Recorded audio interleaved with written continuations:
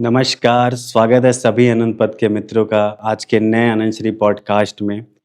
अनंत श्री के साथ खजुराहो के प्रांगण में आज संजय शर्मा जी और उपासना जी के साथ सभी मित्र बैठे हुए हैं। खजुराहो का जो मंदिर है उस पे जो काम वासना की मूर्ति उकेरी गई है आज से 1200-1500 साल पहले, उसी वातावरण में हम सभी हैं। इसी मंदिर के विषय वस्तु से संबंधित अनंत श्री से सहज संवाद होगा। मैं चाहता हूँ सभी मित्र सुने, समझें। आइए शुरू करते हैं।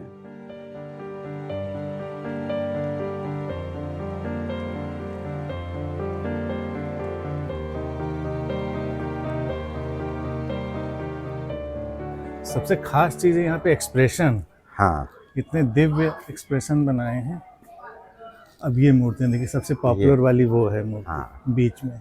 और गुरुदेव बताएं कि ओशो की जो बहुत प्रसिद्ध है हम्म, थ्योरी है हम्म, संभोग से समाधि, हम्म, उसका शुरुआत ओशो के दिमाग में जो आया होगा वो इसी मंदिर को देख के आया होगा कि जब हम उनका पूरा थ्योरी अगर हम रिवर्स में देखें तो उनका पूरा थ्योरी का स्थापत्य ये है। देखिए वो इसलिए रचे बसे होंगे इसमें क्योंकि वो भी मध्य प्रदेश के थे, जबलपुर के पास के थे, कुचवाड़ा के। तो अब ये मंदिर तो प्राचीन बने थे। और समाधि देखिए, सबसे बड़ी जो खास चीज़ जो है यहाँ पर, ये देखिए हर मूर्ति में, चाहे वो काम क्रीड़ा में है, चेहरे के एक्सप्रेशन बिल्कुल समाधिस्थ हैं।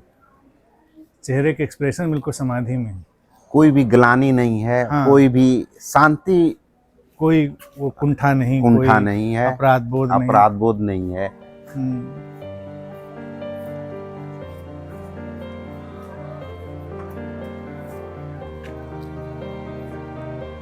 हम लोग इस समय खजुराहो के मंदिर के मेन प्रांगण में हैं और भारतीय दर्शन अध्यात्म का एक पत्थरों पे उकेरा गया महाकाव्य है। बहुत ही सुंदर और जीवंत। बहुत सुंदर शब्द आपने दिया है कि वास्तव में भारतीय चेतना की ऊंचाई को अगर हमको समझना, मूर्त रूप से कहीं देखना है किताबों से हट के, कि हमने, हमारे महर्षियों ने और हमारे इंजीनियर्स ने किस ऊंचाई को टच किया, तो ज़रूर उन लोगों को यहाँ पे किताबों से हट के आना चाहिए और देखना चाहिए कि भारतीय जो इंटेलेक्चुअल की पराकाष्ठा थी, चाहे वास्तुकला में हो, चाहे स्थापत्य में हो, चाहे उसकी तकनीकी दृष्टिकोण से हो। सबसे रोचक चीज़ देखी थी कि आज के समय में हम लोग चित्रों के माध्यम से चित्र कथाएं बनाते हैं। हाँ, बिल्कुल। और ये शैली यहाँ पहले अपनाई कि जन सामान्य को पत्थरों पे चित्र की कथा उकेर के समझाया गया। और खजुराहो तो मेन थीम ही यही है कि काम वासना, सेक्सुअलिटी जीवन का एक सामान्य हिस्सा है। धर्म, अर्थ, काम, मोक्ष, इन चारों स्तंभों में हमको उसको भी सहजता से लेकर और उसका सब्लिमेशन करना है, उसका बिल्कुल उसको दिव्यता तक ले जाना है। हम लोगों को सेक्स को कुछ हीनता से नहीं देखना है। जो यहाँ चित्र उकेरे गए हैं उसको सम्यक अवलोकन करें तो ऐसा लगता है कि हमारे सारे क्रियाकलापों के बीच वो भी एक क्रियाकलाप है, सामान्य क्रियाकलाप है। और गुरुदेव इसको तो बताने वाले तो कई तरह से बताए हैं। जैसे ओशो ने तो अपना पूरा काफ़ी चर्चा इस पे किया है। उनका थीम हमको लगता है यहीं से लिया गया होगा। बाद में अपने थीम को यहाँ उन्होंने स्थापित कर दिया। तो यहाँ पे जो दर्शन का वो भाव है कि सेक्स भी हमारे जीवन का एक महत्वपूर्ण अंग है और सेक्स को कुछ ऐसी हीनता दीनता की भावना से हमको नहीं देखना चाहिए। और दूसरी चीज़ ये कि हम जहाँ यहाँ पे अभी आपने मूर्तियों को देखा कि मूर्तियों में अलौकिकता, सेक्स करते हुए भी, हाँ, सबसे खास चीज वो भाव, वो दिव्यता और प्रकट हो रही है। वही चीज है जब आप अपराध बोध से मुक्त होते हैं, सहज होते हैं, तो काम वासना दिव्य ही बनाती है। क्योंकि काम वासना शोषण नहीं है किसी का। बिल्कुल। भी भारत में ही हमने देखिए बात कही और ये शब्द लोग थोड़ा सुन के एकदम चौंक जाते हैं। सेक्स तो फिर भी चौंकने वाला शब्द है, सेक्सुअलिटी चौंकने वाला शब्द है। भारत में शब्द उपयोग किया सम भोग, सम जब बिल्कुल। आप सम हो जाते हैं, हाँ। सम्यक हो जाते हैं, संतुलित हो जाते हैं, बैलेंस्ड हो जाते हैं, और सम में ये भी सम हो गया कि स्त्री पुरुष दोनों बराबर उसके दोनों बराबर के हाँ, समता पर समता जब पे एक आ दूसरे गए। के साथ आते हैं, तो हाँ। इसमें तो जाहिर सी बात है प्रेम होगा। बिल्कुल। बिना प्रेम के तो सम हो नहीं सम सकते। नहीं हो तो सकते। काम वासना से पहले देखा जाए, हाँ। प्रेम को रखा, ये भी दर्शन छुपा हुआ है छुपा हुआ कि है। प्रेम पहले है। एक अर्थ ये भी आ सकता है कि ऐसा भोग जिसमें सम की भावना हो, सबके, और बिना प्रेम के हो नहीं सकते। बिना प्रेम के हो बिना नहीं प्रेम सकता है। बिल्कुल। स्त्री प्रधान भी हाँ, पुरुष को तो मतलब एक तरह से कहीं कहीं पे ही नहीं, दर्शाया गया कहीं है। कहीं असंतुलन नहीं है, सम। और स्त्रियों को देखिए यहाँ पर योद्धा दिखाया है, उनको पढ़ते हुए, श्रृंगार करते हुए, सहयोग करते हुए, सब, यानी कि स्त्रियां किसी काम में पीछे नहीं हैं। वो बिल्कुल। वॉरियर हैं, वो शिक्षक हैं, सब कुछ है। ये खूबसूरत है। 1200-1500 साल पहले समझिए इस संस्कृति में दर्शाया बिल्कुल, गया। बिल्कुल। श्रृंगार भी कर रही हैं, तलवार भी लिए हुए हैं, हाँ, बिल्कुल घुड़सवारी भी कर रही हैं। बिल्कुल, शस्त्र शास्त्र सारी चीज़ों को एक साथ लेकर चलना। कुल मिला के देखिए, जो कहने का तात्पर्य ये है कि काम वासना पर हमने भी कई सारे पॉडकास्ट किए, लोगों ने समझा भी बात को, और फिर भी पता नहीं क्यों लोगों को समझने के लिए अभी भी उसमें कुछ ना कुछ रह जाता है। लगता है कि अभी कुछ और समझना है, कुछ और समझना है। और हम लोग ऐसी संस्कृति से ताल्लुक़ रखते हैं जहाँ पर इन बातों को इतनी गहराई से समझा गया था कि अगर उसकी थोड़ी सी भी अगर किरण पकड़ ले व्यक्ति, तो मुक्ति की तरफ जा सकता है। और जीवन के सामान्य कृत्यों में प्रेम का समावेश होना वो बहुत ज़रूरी है। इसीलिए मैं जैसे खजुराहो की भी बात देखी जाए, इनकी स्थापत्य और इनकी मूर्तियों को, इनको मैं काम वासना के मंदिर नहीं कहता हूँ, तो प्रेम के मंदिर कहता हूँ। क्योंकि बिना प्रेम के ये भाव, ये समाधि, ये भंगिमाएं, ये शांति, ये हो नहीं सकता। क्योंकि यहाँ पर उच्छृंखलता को प्रमोट करने का कोई उद्देश्य नहीं था कि उच्छृंखलता को प्रमोट करना है कि आप अराजक हो जाइए, केओटिक हो जाइए। ये तो बस ये है कि आप प्रेम में जाइए, संतुलन में जाइए, और काम वासना भी आई तो उसका स्वीकार कर लीजिए। बिल्कुल। और काम वासना मनुष्य के अस्तित्व से कोई अलग नहीं है। हमारा अस्तित्व ही उसी से है। ये वो अलग मतलब करके कितना- देखना ही कितनी नादानी कितनी नादानी है, अस्तित्व क्योंकि ही वो उसी नहीं से। रहता तो मेरा अस्तित्व नहीं और क्या, रहता। हम लोग न खड़े होते ना यहाँ खड़े पर। होते, न बात करते। तो कितना हम लोगों का अभिन्न और महत्वपूर्ण पहलू है उसको। और उसमें जो हम दुनिया भर की चीज़ों को लाके उसको ऐसा दबाने के भाव से हम लोगों ने देखा, वो चीज़ गलत है। डिस्टॉर्शन नहीं होना चाहिए। डिस्टॉर्शन मुझे लगता है आया ही तब से होगा। अब ये देखिए, खजुराहो की यही बात है कि ये उस संस्कृति का प्रतिनिधित्व करने वाली जगह है जहाँ पर लोग इतने उन्मुक्त और सहज रहे होंगे।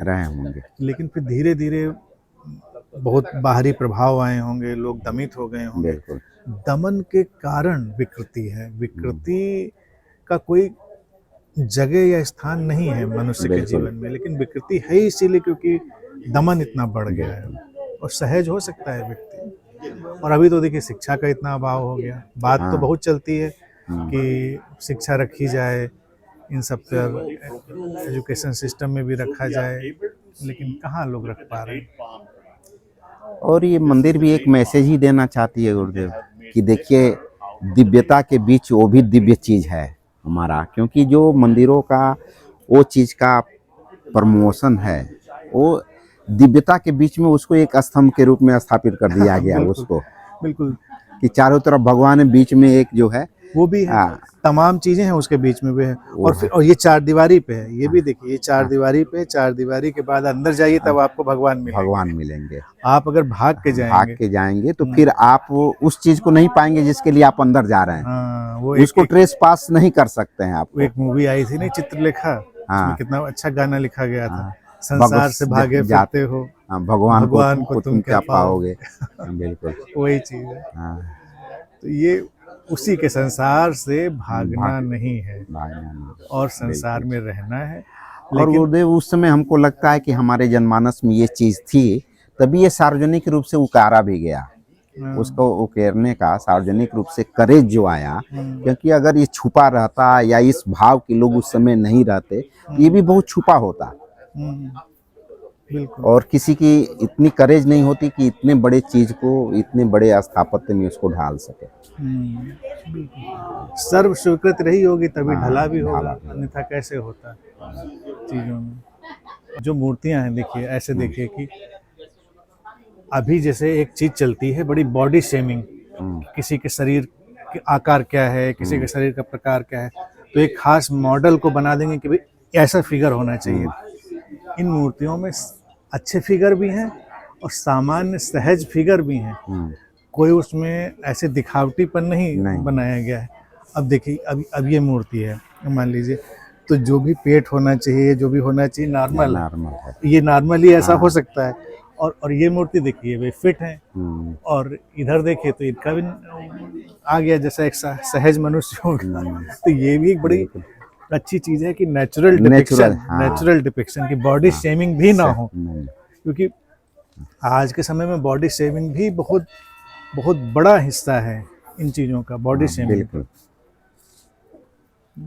सर्व स्वीकार की भाव, सर्व स्वीकार के। ये मंदिर देखने के बाद खजुराहो का एक विचार आ रहा है मन में कि जिस तरह आज के समय में या जैसे हम बड़े हुए हम लोग ये देखते आ रहे हैं कि मंदिरों में महिलाओं का जाना कुछ मंदिरों में वर्जित माना जाता है, और विशेषकर कुछ खास दिनों में उनका मंदिरों में प्रवेश जो है वो बहुत ही अशुभ माना जाता है, वर्जित होता है रदर। इवन घरों में भी उन विशेष दिनों में मंदिर के आसपास जाना या कुछ भी इस तरह की धर्म संबंधित क्रियाओं में उनका उपस्थित होना वो निषेध होता है। तो इन मंदिरों को देख के लग रहा है कि इसके पीछे क्या लॉजिक था। मतलब अगर इतना सब यहाँ पर जो मूलभूत चीजें हैं इस तरह से डिपिक्ट की गई हैं, करके उन्होंने यहाँ पे रख दिया, यहाँ पे रख दिया है और इतने सुंदर तरीके से, तो ये एक जो नेचुरल प्रोसेस है बॉडी का, उसको क्यों उन दिनों में क्यों वर्जित किया गया, वो कब शुरू हुआ, क्यों हुआ? देखिए, ये चाहे किताबों के हवाले लोग दे दें कि ये हमारे शास्त्रों में लिखा है या उस किताब में लिखा है, इस किताब में लिखा है, सब किताबें तो बाद में ही लिखी गई हैं। और अब ये 1500 साल पुराने, 1200 साल पुराने ऐसे टेम्पल हैं। तो उस समय की स्थिति से भी देखिए कि इतनी स्वीकार्यता थी कि जीवन में धर्म, अर्थ, काम, मोक्ष सब है, काम वासना भी उतनी सहज है। तो अगर मेंस्ट्रुएशन जैसे चीज़ों को इतना वो निषिद्ध मानते होते तो ऐसी मूर्तियां यहाँ बनाने क्यों आते? Exactly. वो भी शिव के मंदिर, विष्णु के मंदिर, गणेश के मंदिर। बिल्कुल। तो ये मंदिर कुल मिलाकर ये भारतीय संस्कृति, सनातन संस्कृति नहीं है। यहाँ स्त्री का पूरा सम्मान रहा है।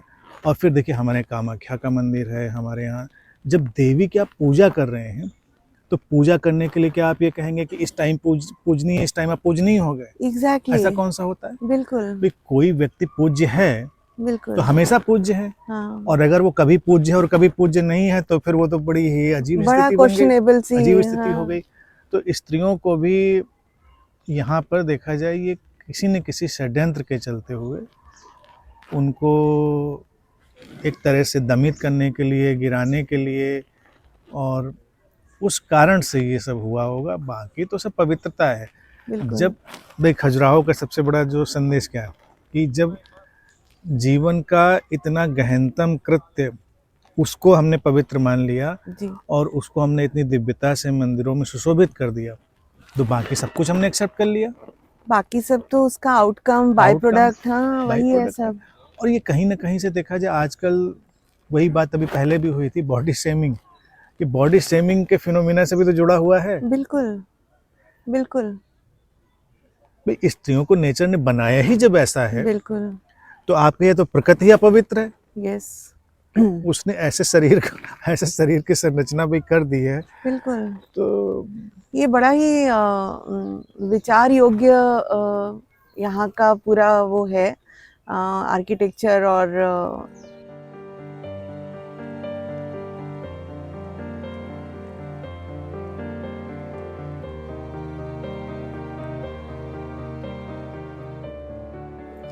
जी अनंत श्री, ये तो समझ में आया कि ये जो निषेध की व्यवस्था है, ये हमारे इतिहास का हिस्सा तो नहीं है। ये कहीं ना कहीं बीच में जाकर चीज़ों में कुछ लोगों की लोगों सोच की थोड़ी सोच वैसी थोड़ी दमित सी हुई होगी। हाँ भ्रमित हुई।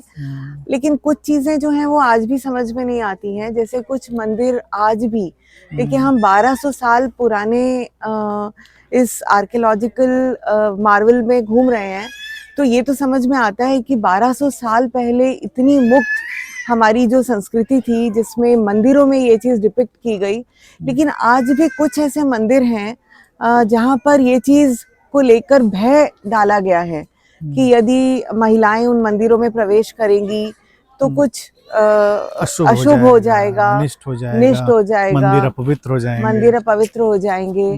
ठीक है, और इस चीज के साथ भय को जोड़ा गया है, रेदर वो आज भी जोड़ा हुआ है। और कहीं ना कहीं ये हमारी मनस्थिति जो है उस तरह से हो गई कि लोगों ने उसे स्वीकार भी कर लिया, उस भय को।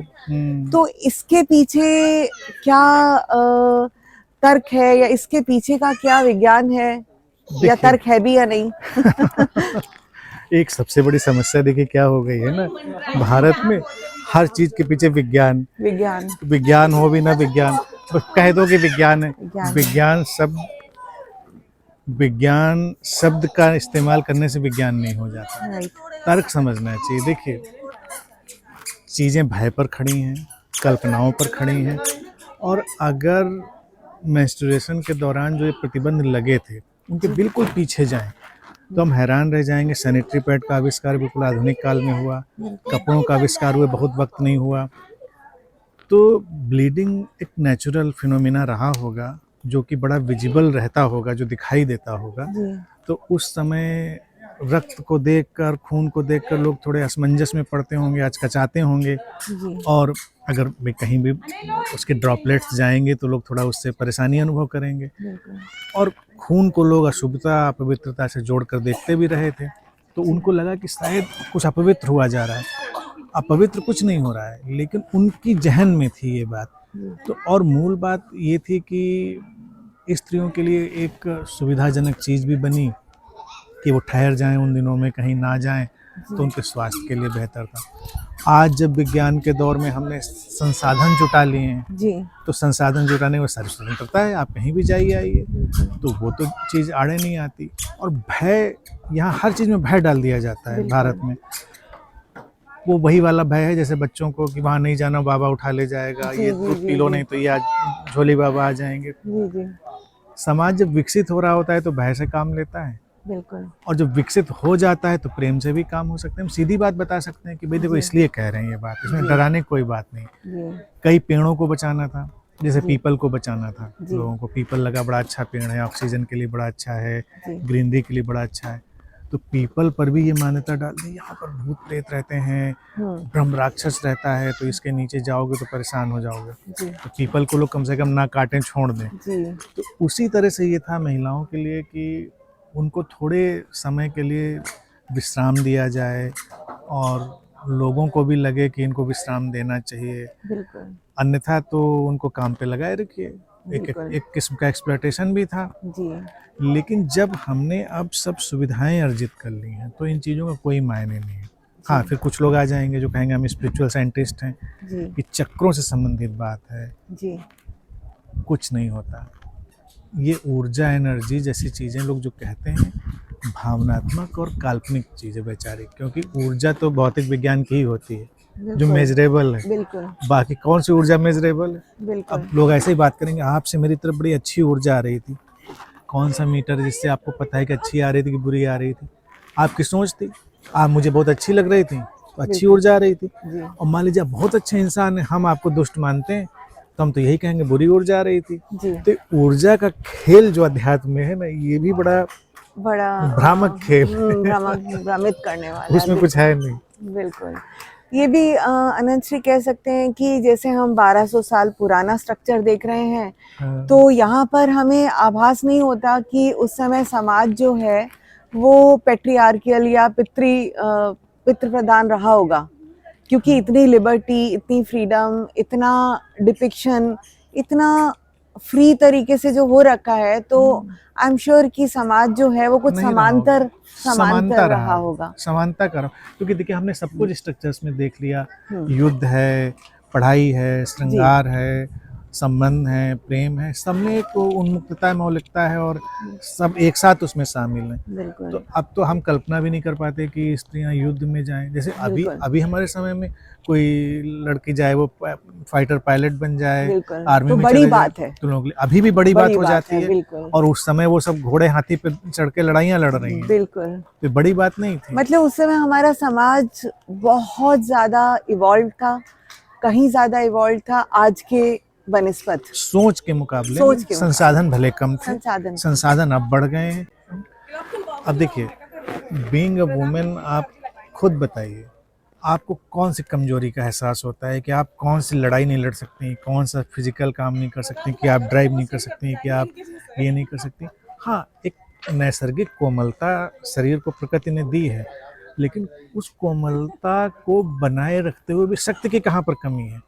आपने भी इंजीनियरिंग करी, इतनी बड़ी पढ़ाई करी, तो बुद्धि की भी कौन सी कमी है। तो बिल्कुल स्त्रियों पुरुषों में अंतर है ही कहाँ पर। नहीं, अंतर बस नहीं। ये है कि प्रकृति ने उनको भिन्न भिन्न भूमिका के लिए चुना है, तो वो बिल्कुल भूमिकाएं भिन्न हैं। बिल्कुल भिन्नता में एकता और समानता, वही बिल्कुल प्रेम का आधार भी है कि भिन्नता में हम जुड़ते हैं। बिल्कुल लेकिन ये बीच में ऐसा वक्त आया जब स्त्रियों को कमतर बनाना, उनको निंदनीय बनाना, अब ये वही दौर रहा होगा जब उनको नर्क का द्वार वगैरह लोग लिखने लगे। बिल्कुल। नहीं, ये प्रोग्रामिंग और कंडीशनिंग कहीं ना कहीं आप सही कह रहे हैं। मैं अपनी ही बात करूं तो हाँ, पढ़ाई करी, उस फील्ड में करी जिस समय उस फील्ड में लड़कियां नहीं आती थी। इंजीनियरिंग भी वो करी जिसमें कि रेशो जो था लड़के और लड़कियों का, दैट वाज आप समझिए कि 350 स्टूडेंट्स में से शायद 5 लड़कियां होंगी, बताइए तो ये रेशो रहा होगा। बताइए। हाँ, और चलिए पढ़ाई हो गई, लेकिन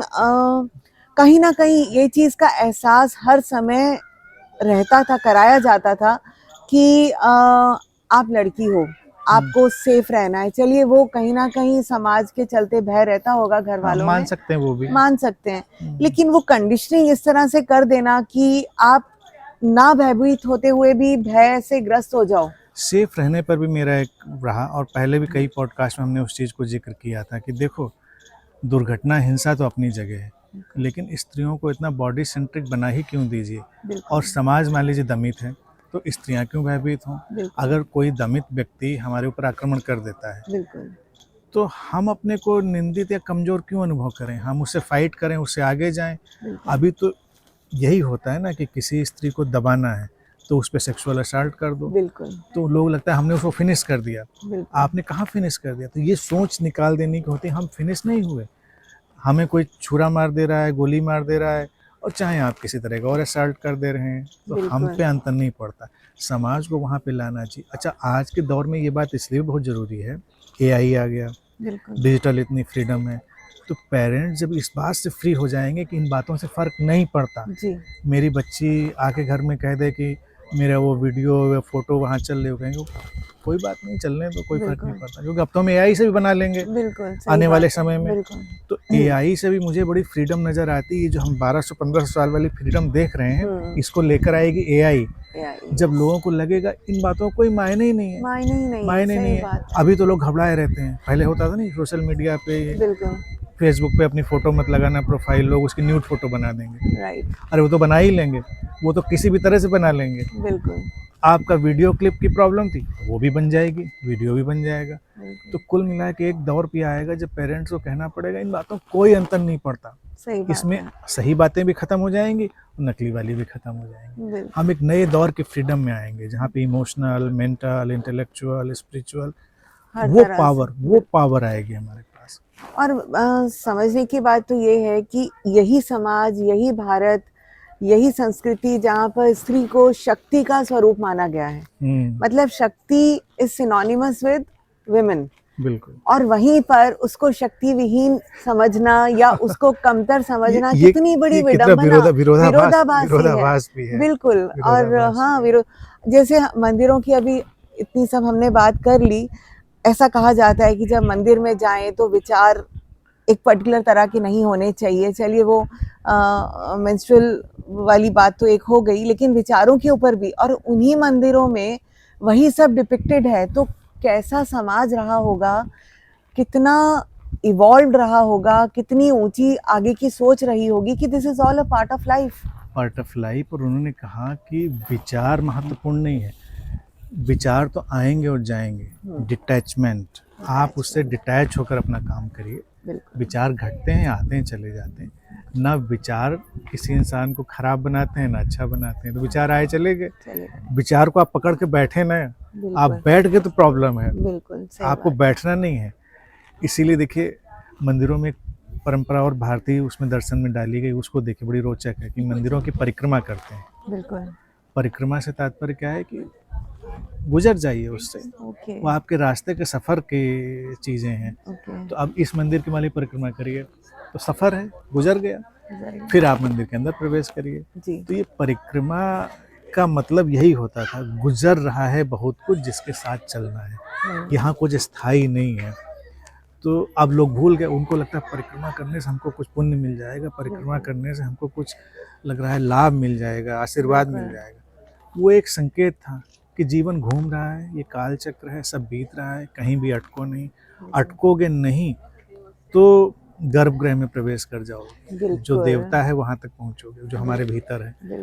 तो अटकना नहीं कहीं पर है, मूल संदेश ये, अटकिए नहीं, बाकी जीवन को समग्रता में स्वीकार करिए, चलने दीजिए। बहुत सुंदर। मतलब भय का कहीं कोई स्थान ही नहीं है इन सब चीजों में। प्रेम भय को रिप्लेस करता है। प्रेम भय। जब प्रेम की कमी हो जाती है तो समाज और व्यक्ति भय से भरता है, और जब प्रेम होता है तो भय की कोई जगह नहीं। भय की कोई जगह। और यूं भी हमारे अंदर इंसानी जज्बात के तौर से भी प्रेम आ जाए, हम दुनिया से लड़ जाते हैं, हम पता नहीं क्या क्या कर गुजरते हैं। जी। तो इसीलिए प्रेम कितनी ताकतवर शक्ति है, ये इंसान को पहचानना चाहिए। तो प्रेम का विपरीत घृणा नहीं है, प्रेम का विपरीत भय है। भय है। जो समाज बहुत भय से भरा है, इसका मतलब प्रेम से खाली है, रिक्त है, खाली है। प्रेम से खाली और जो प्रेम से भरा है उसमें भय की कोई जगह भय की नहीं। कोई जगह नहीं है। और ऐसे इवॉल्व समाज में कोई कुकृत्य होने की जो संभावनाएं हैं वो भी कम हो जाएंगी। हम ये नहीं कह सकते कि होंगे ही नहीं, हाँ। क्योंकि द्वैत पर खड़ा संसार है, विकृत मानसिकता के लोग भी कहीं ना कहीं पैदा ही होते रहेंगे, लेकिन समाज उनसे निपटेगा अपने ढंग से, और हम उनको अपने ढंग से निपटेंगे। अभी यहीं हम खड़े हैं, मान लीजिए अभी कोई कुत्ता पागल आ जाए और हमको काट के चला जाए, तो हम क्या करेंगे? सारे कुत्तों को पकड़ के मारने निकलेंगे गोली? हम अपना इलाज कराएंगे, इंजेक्शन लगाएंगे, आगे बढ़ेंगे। हमारी उससे कोई दुश्मनी भी नहीं है कि उसको हमें जान से मारना है, फांसी पे लटकाना है। तो तमाम लोग ऐसे एबनॉर्मल एनिमल की तरह से समाज में हमेशा रहेंगे, जो गाहे बगाहे काट सकते हैं। तो इसके लिए इसका मतलब है नहीं कटवाइए, अपनी सुरक्षा रखिए, भाई बचिए। अभी यहाँ पर आ जाए तो हम लोग बचेंगे, ये थोड़े ही कहेंगे आ लो काट लो, हम बड़े डिवाइन हैं तो हमको फर्क नहीं पड़ता। फर्क पड़ता है, हम बचेंगे। सुरक्षा के लिए जो बन पड़ेगा, और समाज अपने कानून अपने ढंग से उनसे निपटेगा। तो ये नहीं हम कभी कह सकते कि अध्यात्म बहुत बढ़ेगा समझ तो समाज में सब ठीक हो जाएगा, सब ठीक कभी नहीं होगा। कभी नहीं होगा। मात्राएं बढ़ सकती हैं, ज्यादातर ठीक हो सकती हैं, ये हो सकता है। इवोल्यूशन की डिग्रीज चेंज होती रहेंगी, फिर भी परसेंटेज थोड़ा बहुत रहेगा। जैसे मैं हमेशा स्टैटिस्टिक्स कहता हूँ, 80-20 का रेशियो। राइट। या तो 80% अच्छे लोग और 20% बुरे, या फिर 80% बुरे और 20% अच्छे। बिल्कुल शिफ्ट होते रहेंगे, कभी 80 बुरे 20 अच्छे, कभी 20 अच्छे और 80 बुरे। तो ये समाज का वर्तुल है, ये वर्तुल भी घूमता रहेगा, चक्र यूं ही चलता रहेगा। हमको परेशान नहीं होना, हमको अपने से मतलब है। भाई ये लाइफ हमारे लिए है, इसमें हम क्या अच्छा करना है वो सोच लें। बाकी काल चक्र जब घूमेगा तो घूमेगा। आज हम 20 वाले में खड़े हैं या 80 वाले पे खड़े हैं, हमें इससे मतलब है। सही बात। अब आने वाली पीढ़ी 20 में खड़ी होगी, 80 में खड़ी होगी, वो पीढ़ी जानेगी, वो व्यक्ति विशेष जानेगा, वो सभी अनंत पथ के मित्रों का बहुत बहुत आभार। मुझे पूरी उम्मीद है कि जैसे 64 योगिनी में हमने अनंत श्री को सुना, वैसे ही आज खजुराहो में ऐसा लग रहा था अनंत श्री को सुनने के साथ कि हम लोग भी वहाँ विचरण कर रहे हैं। और मैं पूरी उम्मीद करता हूँ कि अनंत श्री के साथ आप लोगों ने खजुराहो को भी घूमा, अनंत श्री को भी सुना। मिलते हैं ऐसे ही नए इंटरेस्टिंग पॉडकास्ट के साथ, आगे मिलते रहेंगे। चैनल को ज़रूर सब्सक्राइब कर लीजिए और जिन मित्रों ने चैनल को ज्वाइन नहीं किया है वो चैनल को ज़रूर ज्वाइन कर लें और वीडियो को ज़्यादा से ज़्यादा शेयर करें। मिलते हैं अगले नए आंसरी पॉडकास्ट में। नमस्कार।